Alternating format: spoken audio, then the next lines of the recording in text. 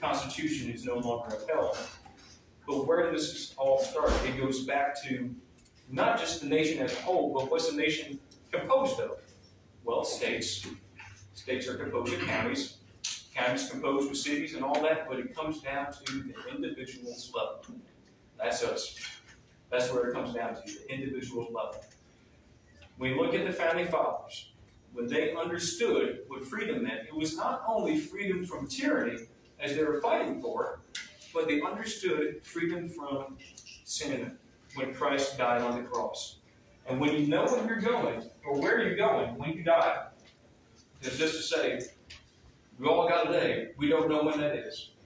Unless the rapture happens, and you have the Lord as Savior, you'll be going home. But otherwise, we don't know when that will happen. But the founding fathers and the patriots and all those guys knew that they could march off into battle knowing where they were going if they died. Thus, that gave them courage and strength like no other. You ever heard of the Black Robe Regiment of the American Revolution? Black Robe Regiment. Peter Muhlenberg, somewhere in the 1779, 1780, something like that, in the Shenandoah Valley, Peter Muhlenberg, he was a preacher. And one day he gave a sermon from Ecclesiastes chapter 3, time of war, time of peace, and time to kill, in that whole passage. At the end of the sermon, he wore a black robe, and like a traditional preacher at that time, he said that there's a time of war, a time for peace, and now it's a time to fight. And he ripped off his robe, and he had a Continental officer's uniform on. He calls men into his church who were recruiters, and recruited nearly 300 men from that town and from his church. They marched off to war. Nicknamed the Black Robe Regiment were the fighting preachers. And history has it recorded that they were some of the most feared in battle. But why was that? Well, do we know where you're going or where you're going? Do you have anything to be afraid of?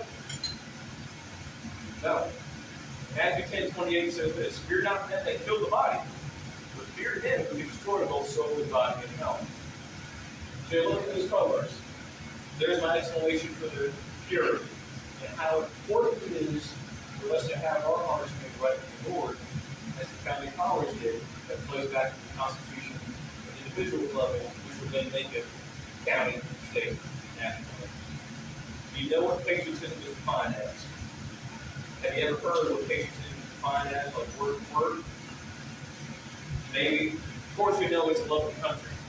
But patriotism is defined as the love of one's country, the passion which aims to serve one's country, either defending it from invasion or maintaining its laws and institutions in vigor and purity. Patriotism is the characteristic of a good citizen, the noblest passion that animates a man in character of a citizen.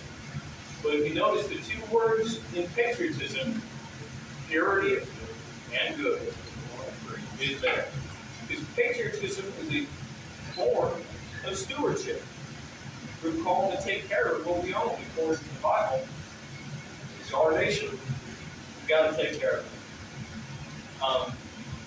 I can wrap some things up with this. If you think of patriotism and everything, Noah Webster, he believed that patriotism and good government all starts, paraphrasing him, in the family. For this reason, that is the first form of government any child will experience, is the government of the home. Dad, mom, how they're raised. If it's not there, there won't be a respect, a healthy respect for government, as in what the Lord made government to be. Because there's evil, and we know that. And there's something deeper, a spiritual battle going on as well. And what do we have to fight that? Well, come on, pretty man, you're fine. You can't fight a spiritual battle with these things. The Lord gave us in Ephesians chapter 6 the armor of God, shoes of peace, waist belt of truth, breastplate of righteousness, helmet of salvation, sword of the Spirit, and the shield of faith. Don't forget the shield of faith, because it quenches all the fiery darts of the wicked. But there's another piece to that armor that goes with it: prayer. That is our form of communication with the Lord, prayer. And that's what they did for each meeting leading up to the Declaration of Independence. They prayed. They opened it Continental Congress